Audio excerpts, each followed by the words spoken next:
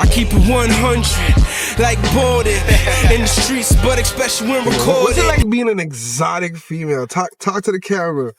I mean, you said guys call that exotic. Yeah. I had no idea. No, you're not gonna hold the compliment. You exotic. Exotic. I don't know if that's a compliment to me. It is a compliment because you're a rare commodity. Like, see, if you said rare, I would hold that one because I am very rare. I feel like exotic and rare are similar. I guess. You know what I'm saying? Because there's not that many people that just have their mix up, like put together. You know what I'm trying to say? Okay, and it's usually comes out very good. Like usually those girls are beautiful. Thank you. I appreciate that. You know what I'm saying? Yeah, I mean, I hold my beauty. No, but you know what? As a female and as an old, I'm not gonna give away my age, but I think we all go through that time where we don't know exactly if we're feeling ourselves too much. So I definitely had my time when I would look in the mirror and I'd be like, I did not like this. I don't like the way my nose is. My lips are kind of big. My eyes are kind of either far apart. Yeah. Like, I just used to pick apart my face a lot. Yeah. And then, growing up, I grew into my little boy body because I was like a pancake until I was like 15, 16. Okay. So you're more tomboyish? I was tomboyish and I was flat. Flat. Okay. No breast, no bum. Yeah, but I was pretty. Okay. The exotic. See, she's driving the exotic bomb again. Okay. Talk your shit. I was pretty, but I didn't have much body. So when the body it came in around like 16, it was like, bam, bam. I never had no big breasts, but my tongue just started to sit up. And then it was like a lot of like, that's a big thing for females, alive? Yeah. Because my generation was when ass started to be what time it is, So when I got my little ass, I thought, now I have face, ass, shape, my arch in the back. I like my little body, but then it hit a point probably around 17, 18 where you just start to pick apart more stuff, and then I was wanting beer ganja. From 16, 17, right? I started smoking when I was 14. Okay. And I was smoking hard by the time I was 16. I'm smoking like at least 2 grams. Okay. And at this point, you're smoking, your body just popped out. Guys are chasing, because you said the pretty face. Guys are chasing you. Yeah. Okay. What's that like? That experience of getting all the attention from the guys. I wasn't that type of girl that really liked that. No? Because I was still a tomboy even when my body did come in. I just started to maybe notice, okay, I was maybe a sexier tomboy, and then I started to wear tighter clothes and whatever. But sexy tomboy is crazy. That's like an Angel Reese. Angel Reese. She's a basketball player. You know the black that one. Yeah, for sure. I was captain of my high school basketball team. Point guard. I used to be in the community contact this little community paper, star of basketball. And I scored 15 points. You're going high too. Loving basketball. So now I love basketball. I thought I was in LA too. Holy, you're all around the clocks right now still. Anyways, but whatever. Then, but like I said, this going back to the last time we spoke about smoking. Yeah. I started smoking a lot of weed, heavy, and just getting into the wrong crowds. And when I moved to New York, it was over. Okay, you're talking too fast. When you say wrong crowd, what's the wrong crowd? What's that? Well, I wouldn't say the wrong crowd because I left Montreal when I was 17. 17 I left. Yeah. And the wrong crowd, as in I went to New York to finish school. And how, there's sage up here. In New York, they have no sage up. So I graduated with intention of going to sage up. I didn't pass French. They have French in New York? French in Montreal. Oh, okay, Montreal, okay. Being that I was born out there, linked my uncle, and I was like, yo, can I come live with you? And my mom and my uncle spoke, and they agreed that I could go live with him in New York. Yeah. So when I got there, I went to sign up for grade 12. Yeah. My goal was to go to grade 12, come back Montreal, and try to hit up university as an adult. But our curriculum is a lot higher than the curriculum in the U.S. Okay. So when I gone with my transcript, they were like, nah, you could just go straight to university. So when I was 17, I went straight to university. And I was the youngest kid in my class. They thought I was a child prodigy. Yeah. They're like, why are you 17 at university with program? 40 years old? It doesn't matter what I took really, but I took psychology. Okay. That matters. What do you mean it doesn't matter? No, because my first year I just did what is it called? like the main classes that everybody has to do no matter what you take. Okay. So I did. That's like social science out here. Well, and there's just certain classes that every electoral or something elective. Yeah. General, like a general course. Yeah, so I had to take math, English, and then I had to choose a language. Okay. Of course, I chose French. Yeah. And I got like a 4.0 GPA that year. I got 90 plus in all my classes, blah, blah, blah. Talking heavy. So we're adding intellect on top of the chart right now. Book smart, yeah. Book smart, wow. But what happened was because I'm born in New York, but because I lived in Canada so long, they charge you something what's called out-of-state tuition, which means that you need to pay, like, if the tuition was $2,000 American, because I'm out of state, I ended up paying like $6,000 or some crazy like shit like that for one semester, and I needed to take like 20 semesters, and my mother had responsible for that, and so financially it wasn't gonna cut it. So then with the ganja, and I'm in New York. There's a lot of hustlers out there, a lot of gangsters out there. Yeah. And I'm already a bad loud, breed. aggressive. Loud, aggressive, but very in love with women. So one thing I would say about like when I went to New York, and then when I started, like, because here I wasn't into guys like that. So when you went to New York, yeah, I did have boyfriends out here. Okay, I'm not gonna lie. Okay, they know who they are, but. When I went to New York, I started actually really getting into guys more, but I like bad guys, you know? Why? Because I'm a bad breed. I come from Walkley. I was a bad breed my whole life growing up anyways. So you're familiar with it type thing. Yeah, and I was always more, I always took to the boys more anyways. Okay. So I was always more interested in what the guys were doing than what the girls were doing. So what attracted you to a bad boy? That's the type of guys that I was hanging around and that I liked that were just friends. Okay. I didn't like them. But okay, you were more, well, I guess they were kind of similar, especially at a younger age. Because I was going to say you were more around, though, like athletic guys, because you were playing ball, you were playing sports, right? So wouldn't you be around more athletic guys? So the thing in Montreal I found, like right before I left, I found that a lot of guys who I grew up with, that we were just all ballers, dancing. Turn to the streets. Yeah, so I seen that happening actually quite early. For sure. And my spirit didn't really take to it, to be honest. Because I had a couple best friend guys out here that I seen them distancing themselves from me and kind of getting like more into street stuff, selling either whether it was weed or just doing little robbing, or now beef started getting into play. A couple people that we knew got killed. And it was getting a little bit weird coming out of high school when we used to all gather in one place, like the complex or the rec center or the Coronation Center, like my generation. You know, we used to gather together uptown, DG, Burgundy, every corner of everything, and we just had play basketball. Like, if anything, our rivalry was you're on Berg's team, I'm on DG team, or I'm playing for Dawson, you're playing for Vanier, you know, Double A, you know. For sure. And then I noticed, like, okay, you guys are listening to a lot of 50 Cent. 50 Cent was the man back then. What you mean, bro? Who wasn't listening to 50 Cent? Yes, but 50 Cent had a very strong influence. Emulate that. Yeah, for sure. He had a very strong influence, and I wasn't living anywhere else, so I can only speak to the influence I seen and the changes I seen when 50 Cent came out in G-Unit. To what happened in Montreal, and everybody thinking now all of a sudden they were some tough guy. I get it. Eventually we did grow, and maybe some people like really must have been tough guys at heart because they maintained their roles. But to me, I'm like not seeing these guys as tough guys. Because you know them prior to.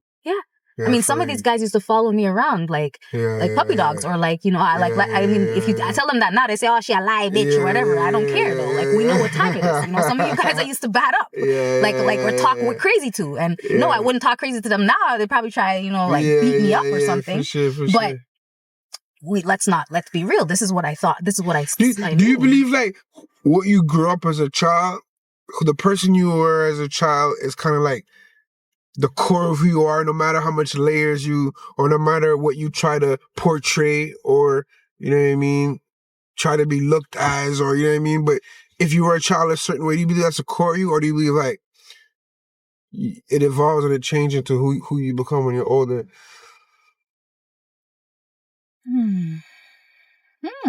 So what I think is that, like, there comes an age where, so all of us growing up as children, especially Black children, from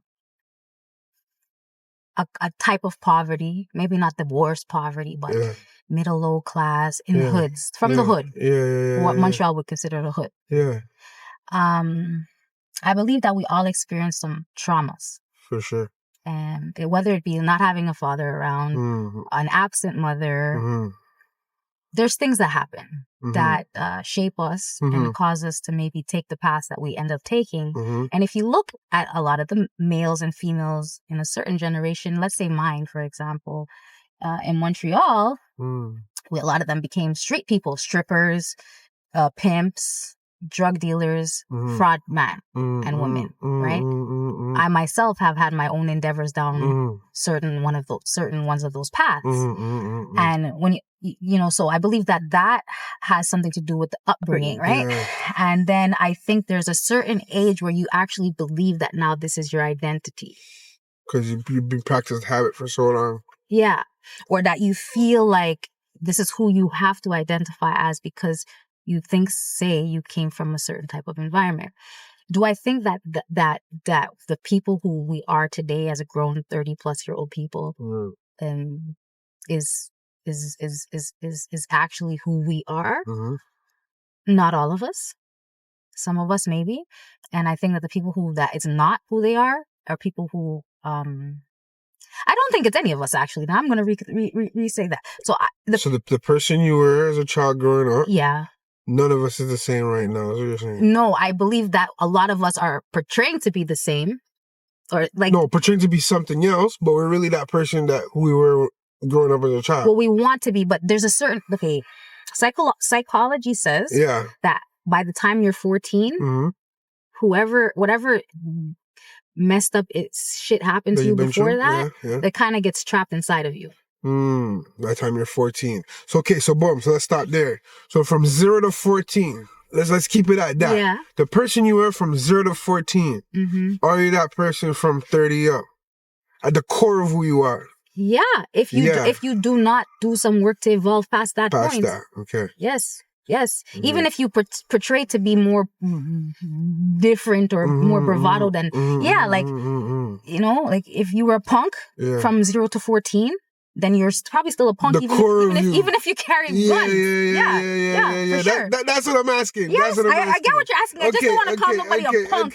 But yes, if you were kind of punkish, from a certain age to 14, and then 14 you put up a defense mechanism that made you see. Or you probably learn how to mask it good. Because my mom used to always say, the world is a stage and we all wear masks. You know what I'm saying? In some way or another, we're all trying to portray who we want to be or who we think we should be, and not always genuinely just being who that person is on the inside. Yes, I agree. You know what I'm saying? But here's the thing, right? Are we supposed to stay who we are from 0 to 14? No, we're supposed to evolve past that point.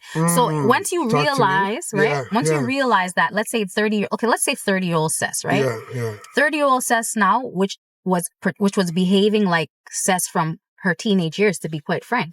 But thinking I'm 30 years old, so I'm a big woman. What I'm doing is what I'm doing, and now at around 30, I started to tap into the evolution of myself, and I realized that I wasn't really evolving. And I was kind of doing the same thing at 16, at 30, but maybe with a little bit more money and a little bit more experience. But the experience doesn't necessarily mean evolution. Facts. So at that point, when me wanting to evolve, I had to tap into all and of I that. feel evolution kind of ties in with maturity. Because if you're not evolving, it's because you're not maturing at the same time too, right? Now I have the experience that I could go work for somebody and make a little paycheck. But how much people that are police, big mad police, they're police officers walking with big guns, and they're behaving like the kids that got beat up. They're bullies. They're bullies in blue suits. Facts. They became officers so that they could defend their inner child that they didn't heal. So all of us, especially from the Black community and the hood, we have inner healing to do. We have inner child work to do, and inner adolescent work to do. But a lot of us choose or to either turn a blind eye or not do the work on our wounded inner child and our wounded adolescent. You know, so now we become adults in denial. I like the police example you look, because that's a perfect example. As you said, you got, and this is a lot of them. I don't care. A lot of them. You got bullied. You got the badge and the gun, and now you're trying to bully. You know what I'm saying? But without the badge and the gun, catch you on the ones, like, that true self is coming out. You get what I'm trying to say?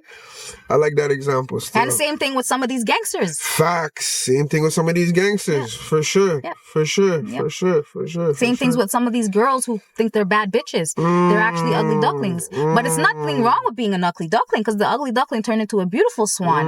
And a lot of times too, you know what I'm saying? Yo, that's another one too. Some were ugly. They're dime now, so they're acting like they're shit on girls like me who've been dimes. Extra. Who've been dimes. But hold on, who've been killed. But I would never shit on them. Though. I would never, because I always think women are beautiful. But no, you know, for sure. But then you have the ones that used to be guanin or the man back then.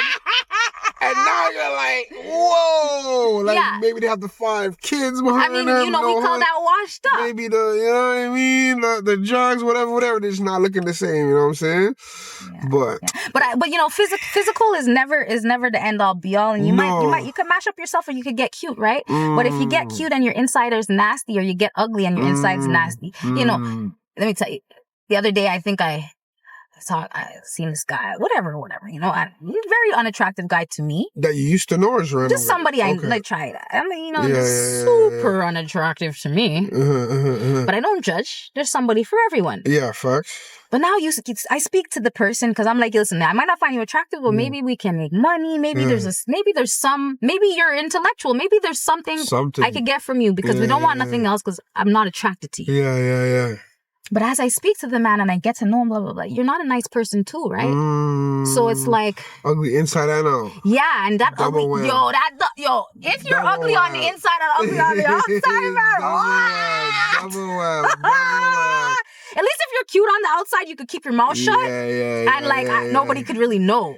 You know, or you could try to ting. No, you can't be ugly on the outside and ugly on the inside, because then you're fugly, you know? I'm not gonna lie, some of the nastiest inside personalities I've met have probably the best outside appearance. Like, you know what I'm saying? Like, I've seen that a lot of times. Like, a beautiful dime girl, but she's a beep. Like, you know what I'm trying to say?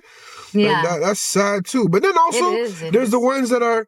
There's some girls that are so beautiful, and it's like, they don't even know their worth. They don't even know how good looking they are. They're so down to earth, so chilling, so like sweet. So like, you know what I'm saying? It's a phenomenon still. It's like, different, right? It's interesting still. It's different. That's why I don't really judge the book by its cover. By its cover, facts. You can't. You can't. Yeah. But sometimes you could get vibes and energies and feel certain spirits. Like, you know what I mean? And that's not judging it by its cover. That's judging it by energy. Yeah. It's always energetic. Well, for me now, like I said, I have now tapped in, in the past, let's say 5 years, been really tapped into doing shadow work. Shadow work, what's that again? So shadow work is like the very uncomfortable process of looking at the part you have to play in your own suffering. The part that you have to play in your own anger, your own negative experiences in life, the part that you have to play in the people who you allow into your life, why you allow them, your triggers, and like ultimately the part you have to play in like not being happy or with anything, whether it be for a long time of not happiness, a moment of not happiness, you know. And what do you call that? Shadow what? Shadow work. Shadow work. Shadow work. So, you know, when someone pisses you off, and they might have did something to really piss you off. Like they're really fucked up and they're really wrong. Though this person has some accountability to take, we all know we can't force people to be accountable for their actions. I can't force you like, yo, you fucking did this, do da, right? So what's another way of you being able to take back control over the situation? Because anger is poison. And they have a quote that says like being angry is like at someone else is like drinking poison and expecting them to die. It's not that anger doesn't serve a purpose. It's a marker stick to say, well, oh, I don't like this. It's a protective mechanism for us. But at some point you have to say, well, if this person is in my life and they are consistently making me angry, or even if they've made me angry one time, I can actually look inside myself and find out something about myself through that anger. For sure. But sometimes anger is also just not understanding like the situation or the person. Like for me, if I understand you to be a certain way, I can't be angry when you're being like that because I got to know you for who you are. Yeah, I love that. You get what I'm trying to say?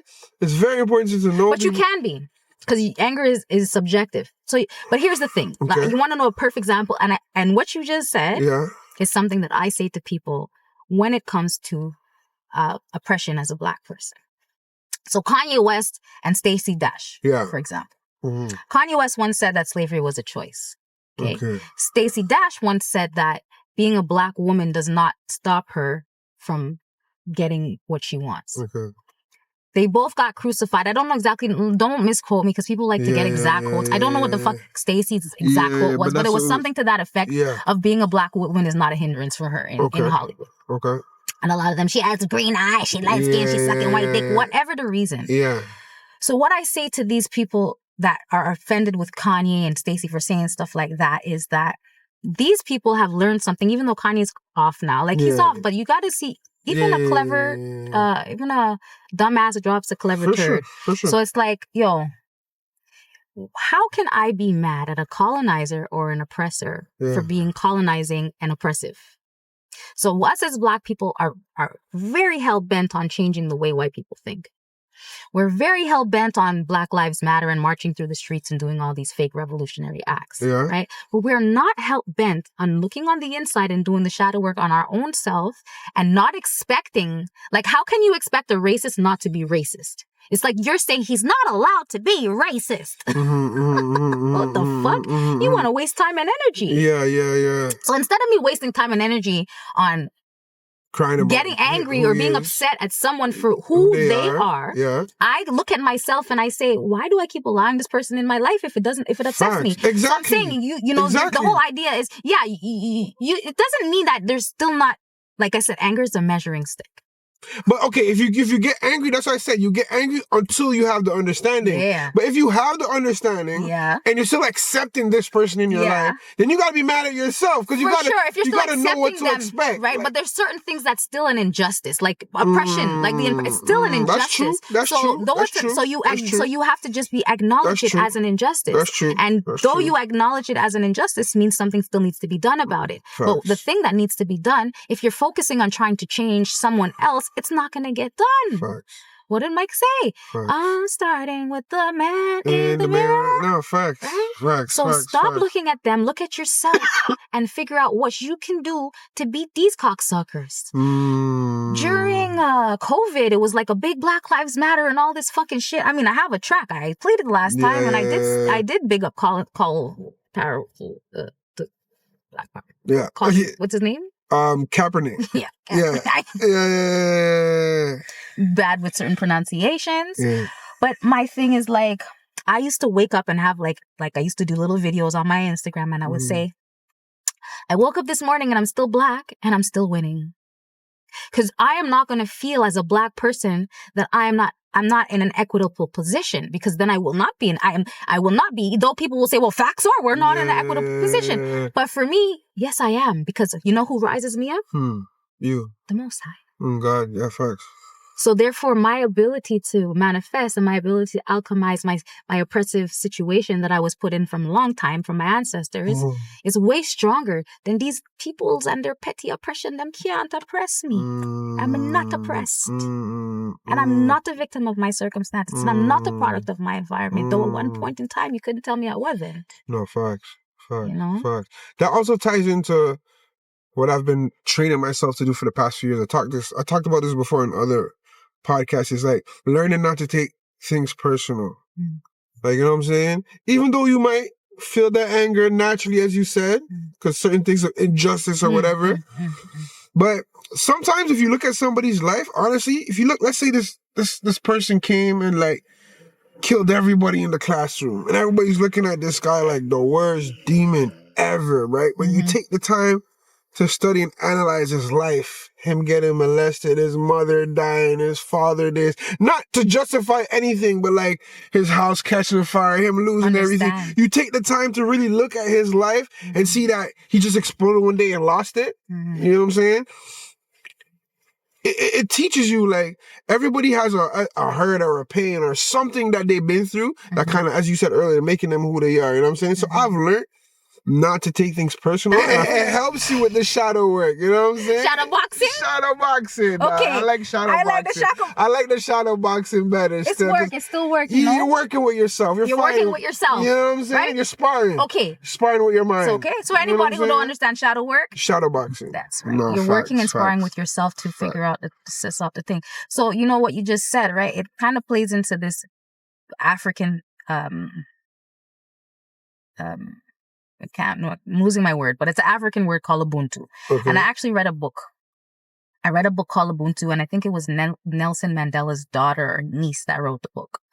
And Ubuntu means you are because I am.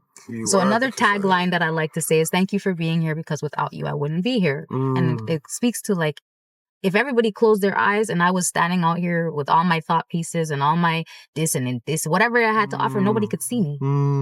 So I can't exist without you, and vice versa. And in the book, she talks about forgiveness.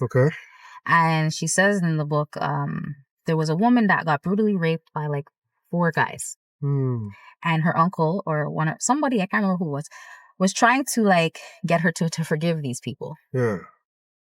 And she's like, there's no way I could. What? That doesn't make sense. And trust me, I feel her. That doesn't make sense. How can you forgive someone who assaulted you sexually as a woman? 5 of them. 4, 5, 6 at once, same time. They did her dirty, and they're all locked up, right?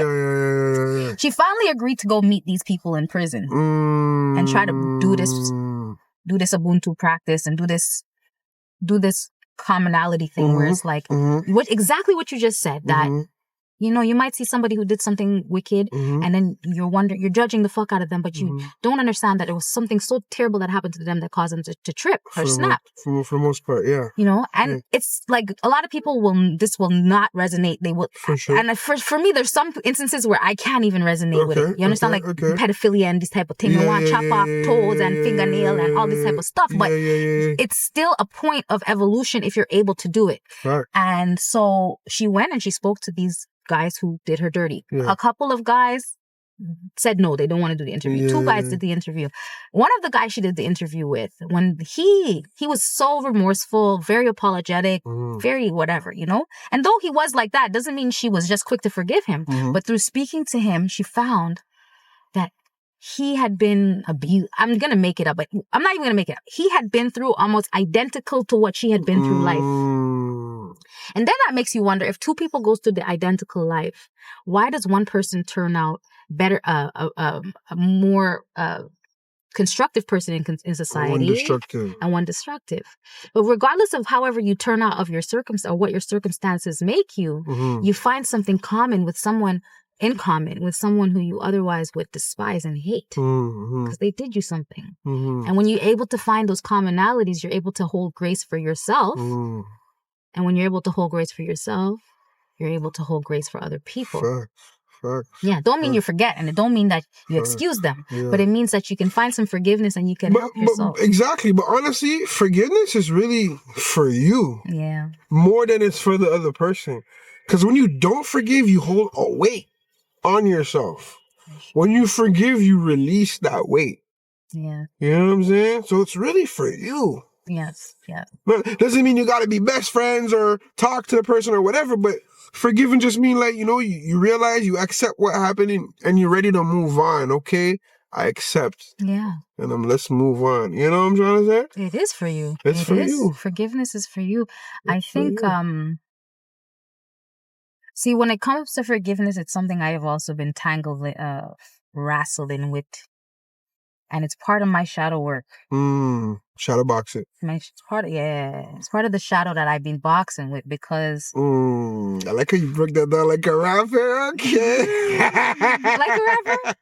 I'm a poet, baby. Okay, poet. Right. Put some respect on it. Yeah. So, yeah, but like, you know... So what I try to do, because I realize how powerful forgiveness is, because I have journeyed to forgive someone who's done some really wicked, terrible things to me. Yeah, talk to me. But then as my life goes on, more things transpire that I have to forgive. And I'm like, okay, well, forgive is the best way to deal with this situation, right? Yeah. So what I found with forgiveness is if you try to forgive too fast, it don't work. So when you try to excuse someone's poor behavior too quickly, it will backfire on you.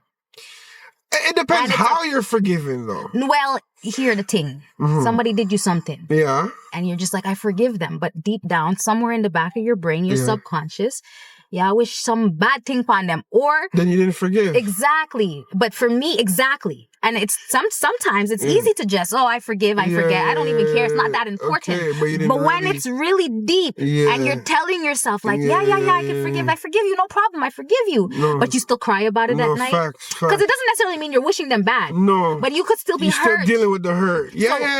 Time heals. Yeah, because not all people wicked and wish people bad, you know? For sure. But some people just feel hurt within themselves. They truly don't. They want the best for the person. They love their person. They don't wish them no bad. They want the best. But inside themselves now, they hurt. For sure. Time. You cannot forgive somebody if you're hurting like time. So yes, time and also it's work. And work. You have to work on yourself too, because. That's true. But it's time. You know what it is more. I feel feeling. Don't be ashamed to feel what the hurt the person gave you, and acknowledge it instead of like suppressing it or like what people do, drug up to numb it. Numb the pain and It's okay if your brethren hurt you. It's okay if your sister hurt you. And it's okay, you understand, to be hurt. I feel as Black people, we have this way we have to mask. That's a deep one. It's okay to be hurt. Talk to me about that. I'm the first person to say, you hurt my... I'll get on like a damn fool. You understand? And cuss somebody out. Fuck you. You ting. I don't really call people out their name, but I'll tell you about yourself. Yeah. And then I will say, after maybe we'll talk, because maybe it's somebody, my brethren or my family member, whatever. And I'll say, I'm hurt. I'm hurt. I won't say I will say this is from hurt. Now, they don't always understand, but it's like, I know that my anger and my rage and my ability to wrath and crash out and all that shit is not because I'm angry and a bad gal or nothing. No, there's no such thing as a bad gal or a bad man. Just hurt people. Facts. Angry people, and they're angry because they're hurt. Yeah, hurt people hurt. Yeah. But try to tell that to somebody who thinks they're a bad gal and a bad man, that you're hurt, It's true. You're speaking loud, bro. Well, even what you said, it's okay to get hurt. That's deep, bro, because we get so offended, like, how dare this person hurt me? Like you're exempt from somebody hurting you. Like, you know what I'm trying to say? Sorry, what you said. Like, I wouldn't do that to them. Still. Why would they do that to me? So I think that's the biggest thing too. Like, I wouldn't do that to you. Why are you doing that to me? That's happened. It's a violation of the thing. A lot of time people talk about this and that. No, it's a principle thing. It's a principle thing. It's never about the act, and it's always about the principle. And this is what upsets, especially if you come from the hood, or especially if you come from a more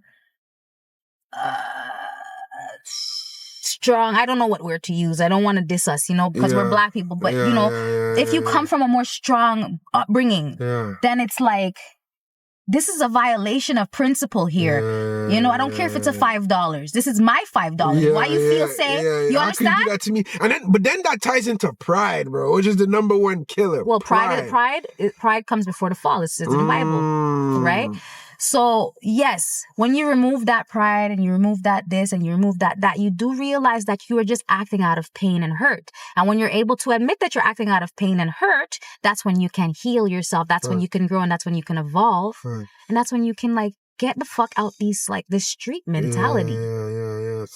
It's a sickness, bro. It's poison, bro. It's poison. It's okay to be hurt. It's okay to be hurt, guys. Let me ask you something. I was talking to Flacco, right? I don't know if you saw that podcast, right? Okay, yeah. He told me, he asked a very good question. So he's like, as young boys, they tell us, yo, you're a boy, don't cry. Yo, you're a boy, you gotta be strong. You're a boy, this, that. There's certain things that they instill in us as a boy. For a female now, what are some things that women instill to you as a young girl growing up? Like, we were talking about this, and we're like, yo, for real. Like, it didn't occur to me because I'm so used to just knowing what I gotta know as a boy. You know what I'm saying? What about as a female? So need some toxic shit, because that sounds so toxic. What sounds toxic? You don't cry, you said? Yeah, like your boys are not supposed to cry. Like, be That's tough. Very toxic. Like, so for sure. First of all, 100%. I'm so happy that I was able to see some real hardcore street people who did some fucked up shit cry. You understand? Because I think like those were breakthroughs, and it humanizes them more, and I respect these people. And some of these people did me some fucked up shit, but I really respect it, and I'm just happy that I was able to break through with some people in that way. So, but for females, I think some of the toxic shit, or one of the main toxic shit, is that we don't need no man. Yo, I think he said that one too. So you've had grown women tell you, you don't need a man. Yeah. Yeah, I don't like that. I like as growing up, it's don't depend on no man. And to an extent, I understand, right? Because you can't depend on any human being, not just a man. But it's the way it's kind of brought to us about, like, you know, don't depend on no man. You don't need a man. Yeah. And it's not even like, it's more like you don't need a man. Like, what? So what? I need a girl? You know? It's very, you know, the whole strong black woman thing. Yeah. I don't subscribe to that shit. I don't subscribe to the whole strong black woman thing. I am a strong black woman, but am I proud to be a strong black woman? I don't know anymore. At one point, yeah, I would have told you, I'm independent. I don't need no nigga. I do my shit. I want a nigga, but I don't need a nigga. Now, the thing is, like, yeah, I do need a nigga. Because there's certain shit that I'm a woman I cannot do. Yeah. If I have a boy child and I talk about I don't need no nigga, something wrong. Yeah. You know, so I think that's one. I like that one. Give me another one. That one is hard. That one is hard because it also explains why black women, when they're older, they kind of give off that energy. Like, you know what I mean? Whether they do it or not, like, we become hardened. And let me tell you something. Let me tell you something that I don't know. Ladies maybe gonna come. Maybe you should put this with a question mark. But you see, guys, men are the key. Women are the keyhole, right? And if you have a key that can open, if you have a hole that can be opened with any key, a problem hold that. Bars. Say that again. Say that again, dog. Say that again. I said men are the key and women are the keyhole. So if you have a hole that could be opened with any key, it's a problem key. It's a problem keyhole. But if you have a key that can open any hole, you probably have a good key. Bars, doggy, bars. I didn't make that up. I saw that somewhere. That was off the top. I teased that. That's not me. No, I like that one though, still. But I like it too. I really loved it when I read it because I understand it and I resonate with it 100. But I'm only saying that to say this too, right? I'm not saying that to hype up the man them at all. Oh, because I'm a female, so I'm team woman, I'm team divine feminine over here. For sure. But what I'm saying is that, but if you have a key that should open any door, you should still be responsible enough to don't open any door, because you might open a door that burn your ass and then you end up bun up. Yeah. You might break your key. Talk the tin clips. Talk the tin. Yo, talk the tin. Yo, this one has to go. Yeah. We're clipping it. Yeah. I got you. All right. Okay, but that wasn't the point I was making. I know. We're freestyling right now.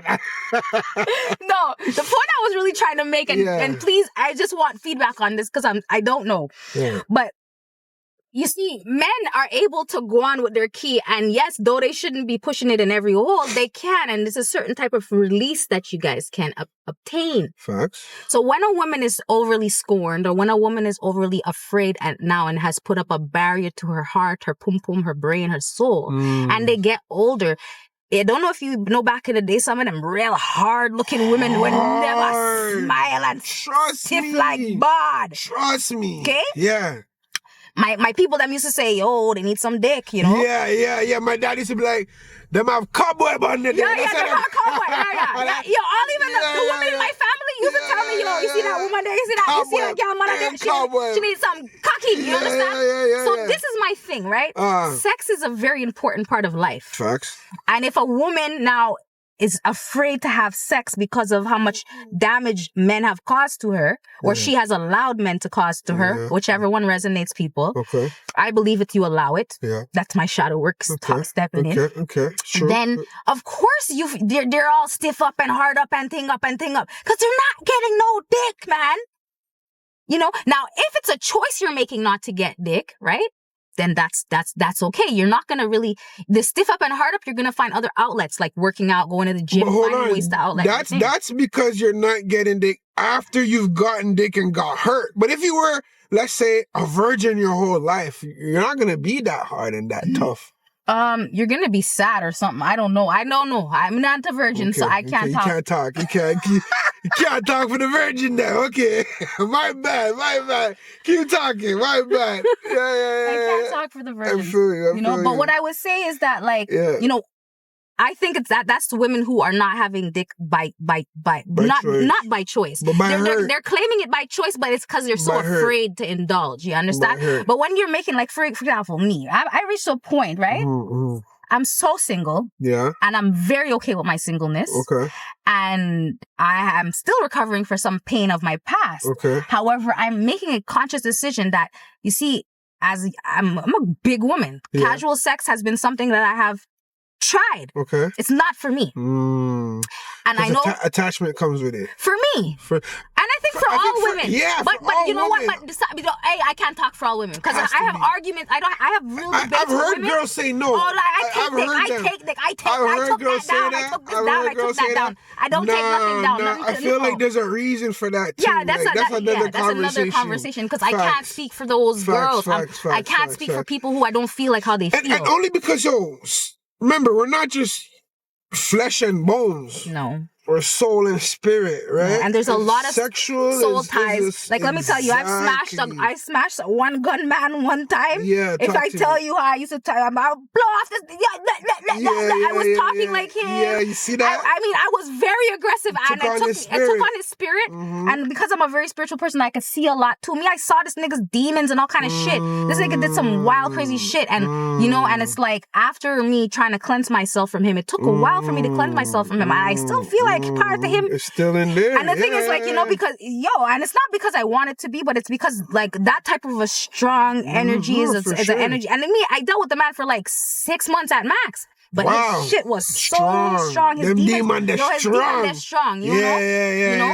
So it's like, you see the women who say, like, when you make the choice, though, a conscious choice, not because you're afraid. I'm not afraid to go and say, I have niggas I could call that were already in the past that I won't feel so bad about. Lined up. If I want. Long line. I'm joking. Not long. I'm joking. I'm fucking with you. Yeah. But it's that I wouldn't feel bad. You understand? I would feel safe enough I could do that with that guy, and it's not going to be a thing. He's not like, and that's what some girls like doing. They like sticking with what they know. But for me, I'm still acquiring your unhealed demons. And the reason why I'm not with you, the reason I can fuck you because we're attracted, but the reason me and you are not together is because we're not equally yoked. So I don't see a point in fucking somebody who I can't actually be together with and see a future with. Right? So I make the decision now that casual sex is not for me, and I choose to. Now, I had this discussion with someone else too, and I said, I'm celibate. They said, no, you're not celibate, you're abstaining. And I said, okay, so now I had to Google the difference between celibacy. Okay, break that down. So I had to Google the difference. Watch me, I get hot. Yeah, I know, it's getting hot. It's like crack the window still. It's getting low. I had to Google the difference between celibacy and abstaining. Okay, what's the difference? And I'm celibate, but abstaining is a choice. Okay. Celibacy is a practice. But aren't you choosing to practice? Let me break it down further. Break it down like a bit more. So a choice, I choose not to have sex. That means tomorrow I could choose to have sex. Okay? Which is abstinence. Abstinence. Okay. So I choose now, I'm not having sex. In tomorrow, 2 months, 3 months, 1 year, 2 years. But if it's just a day, it's still called abstinence? Yeah, it is. Today, I'm choosing not to. Okay, I'm abstaining from sex today. I'm abstaining from sex today. day. Okay. So whether it's 1 day, 1 month, 1 year, 10 year, you can abstain for 10 years. Okay. I mean, it's closer to celibacy at that point, but you could just really be abstaining. Like, I'm just holding it out. Okay. Whereas celibacy, right, is a practice. It's a ritual. It's a spiritual thing. So celibacy means I have a purpose for not having sex. My purpose is not just because I didn't find the right person, I'm not feel like it, or my belief, my like on a spiritual level. It's a very spiritual thing, and it's like, so if I tell myself, boom, it's like Ramadan, 40 days, 40 nights, right? Yeah. So, for example, if I say to myself, okay, I am going to be celibate for 1 year. Yeah. If I break my celibacy within that 1 year, the goal at the end of that celibacy that I want to see transpire in my life, I fuck up. I fuck up the spiritual ritual. I fuck up the practice. I fuck up the celibacy. Yeah. Okay. That's it. Okay. That makes sense. There's a time that you say, I am going to be celibate. Celibacy is a goal. Like, I'm waiting until I'm married. Absolutely. Waiting until I find the right person. Celibacy. Okay. Yeah. Okay. That was a good breakdown still. I like that one. Yeah. I only figured out the other day. I like that one. I figured out the other day. I like that one. Yeah. Okay. See the camera, and they gotta see you. All right, so let me rephrase my question. Yeah, so like the perfect man for you, you're making him. So his character, qualities, things you want him to have, like, you know what I mean? Thing of that sort. So you're making no one is perfect, but you're making the quote unquote perfect man for you. What would that be like? How do you make him? Like a game of simulation, putting it together. Okay. Well, a little bit loaded. Okay. A little bit loaded there. Okay. I'm gonna just pick 3 qualities. I mean, because I can, like, you know, like, I don't know. Just say what comes to your mind. Okay, so it would have to be, if I could build a man, the man that I would build for myself would be a man that I could respect, a man that could lead me. I know I'm being very around the thing right now, but it's really because I can't build a man. A man has to build himself. And I can't build a man. A man has to build himself. I like that answer. Fine. So let's work with that then. So what do you need to see? What are the things you need to see in a man to be the perfect man for you?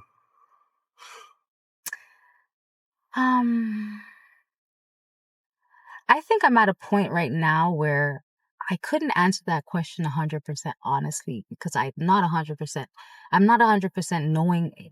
I don't really know the answer to that. I do know that there's qualities that I like I need to be able to respect you. And when I say respect you, I mean, like, I said it in the last interview. Somebody has to be able to teach me something. You said that last interview. And I don't want to feel like you're forcing your teaching down my throat. That should be like natural. Like, it has to be natural. I am at a very stage in my life where I've, I'm a smart chick. So for me,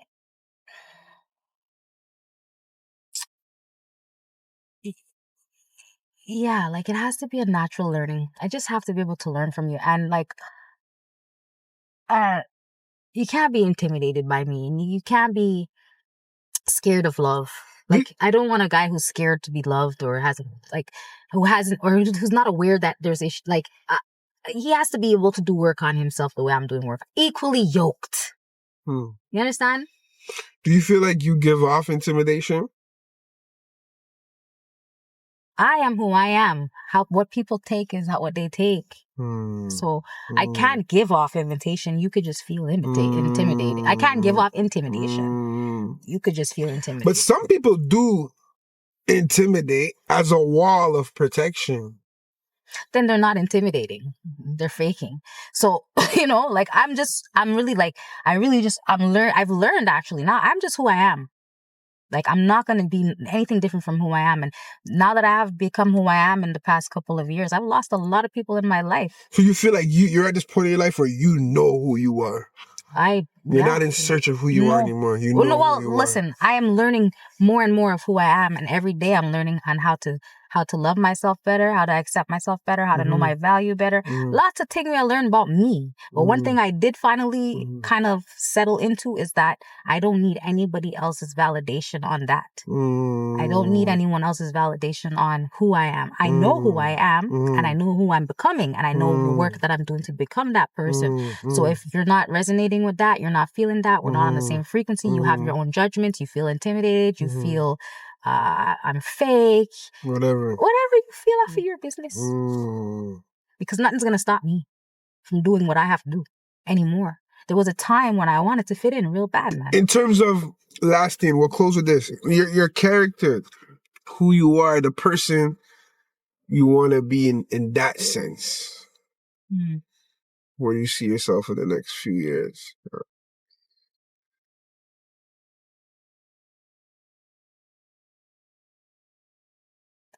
Less affected by the world that surrounds me, the external circumstances, and more settled into my internal environment, which I'm cleaning at the present moment in many different ways. And I notice you're very heavy on that. You're very big on that.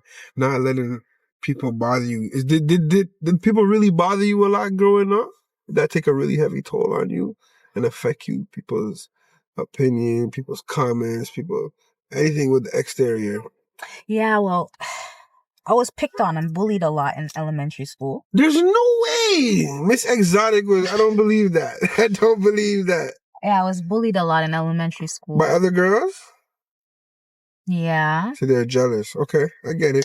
I heard that my whole life also. And that also I don't think was a healthy thing for me to hear all the time, because, well, the one good thing I got out of my mom and every other adult woman saying that, oh, these girls are jealous, is that I would never be a jealous girl. And two, remember, you're coming from a tomboy type of girl too, so the fact that you're with all the guys, plus you have all these good qualities and attributes, for sure girls are gonna be jealous. Yeah, but they've been picking on me since I was like in kindergarten. What the hell? But in kindergarten I could see where the jealousy transpired, because I have nice hair, pretty hair, I'm cute, like all the adults call me Barbie doll, and see? I just got a lot of attention as a kid. So, as obviously older high school, yeah, they're jealous too. For sure. And also because I wasn't shy in high school. I actually developed my shyness later on in life. But, so it's like, yeah. That, and also like, just doing, when you start to really dig into your womb memory and your birth patterns and your childhood before the age of 5, your childhood up until the age of 14, and these type of stuff, you start to, there's some wounds that are kind of like general. Okay. And a lot of it is, you are not, like, a lot of them come like, you are not enough. People judge you. Yeah. And misunderstand you. Yeah. Reject you. Yeah. Abandon you. If you really tap into those 5 things, so you're not enough, being misunderstood, being judged, being rejected, or being abandoned. Yeah. Which we all have wounds of that in some form or shape. And depending, some people are wounded deeper than other people. I think I was deeply wounded by all 5 of those things in some way, shape, or form. We won't go into specifics. So that caused me to constantly have to feel defensive, constantly have to feel like I have to prove myself, constantly have to feel like I want to fit in somewhere where I really don't belong. So as an adult, as a maturing adult, a healing adult, now I realize, do not try to fit yourself into, if you're this big, don't try to fit yourself into spaces you don't fit. Facts. Be you, and what attracts you is meant for you. For real. Yeah. For real. I'm with that one. Yeah. I'm with that one. Yeah. With that one. Especially with, like, in terms of, like, when you're growing, you're gonna lose friends. Most of the times you don't have all the friends you've had when you were a kid. You know what I'm saying? And I think at one point in my life that affected me, losing friends. Because I'm a person, I feel like I love hard, you know what I'm saying? And I'm very picky with the people I love when I want close. Like, you know what I'm saying? So when I bring you in close to to lose and that. then you disappoint me. Yeah, you know what I'm saying? But I'm older now, and my thoughts toward that is like, it's life. It happens. People have their own journey. People have their own, you know what I'm saying? I'll never forget one time, one of my closest boys, you know, in high school, bro, he had a talk with me. He's like, bro, people have a life. People have their own journey to walk. People have their own things to go through. Like, and if you showed somebody love and then they threw it back in your face, or they were ungrateful for it in any type of way, they needed it more than you. Coming like when somebody I've had people teeth things for me, and I just want to do the worst, and then I just think about, I'm like, charge it to the game, because they needed it more than you needed it, because abundance will never leave my side. But them teeth in my thing, they're gonna deal with their common agenda, to deal with it. Deal with your journey, because I have enough stress and fuckery on my journey. Facts. And sometimes if you can give that love, because you, as you said, you have an abundance in you to give. Maybe you're here on earth to give. Well, yeah. You know what I'm saying? But you have to have boundaries with that, because it can burn you out, and it's not. For sure. And it's not you definitely have to have boundaries, but doesn't mean you need to stop giving because you're not getting it back. No, you just have to be more discern. You have to have more, show more discernment about who you give that stuff to, and you also have to have a ceiling on how far you'll go for any and anybody, because you understand if it's going to cost it, detriment to your health. Facts. Can't jump off the bridge because you're jumping off because I love you, right? No. I will try to talk you off. Facts. Facts. But I'm not staying here with you. I mean, I'll stay as long as I can, but if I'm about to freeze to death, you either going to freeze to death or jump, but you're going to die one way or another, so I got to go. I gotta go. Yeah. I like that though, like, that what you just said that resonate with me too. That, you feel sad to lose people sometimes, but they are their own journey. Yeah. And everybody is there for a time and a season. Yeah. You know what I'm saying? Yeah, season and a reason. Season and a reason. Sometimes it is what it is, For sure. But you already know, we need another one and another one and another one. You know what I'm saying? I love it. Thank you for having me on your show, Clips. Like, I do not fuck with podcasts. I know. Everybody always tell me I should do a podcast. Yeah. But you're the first one who I actually said, I'm going to do it. Your energy is very easy to mesh with for me. And, like, I appreciate what you do. Facts. I I see the people who you be having on your podcast. I fucks with y'all. Yeah. And thank you for fucking with me, man. Yo. Pleasure's all mine. Believe that. Much respect and love. You know what I'm saying? Respect. Braps.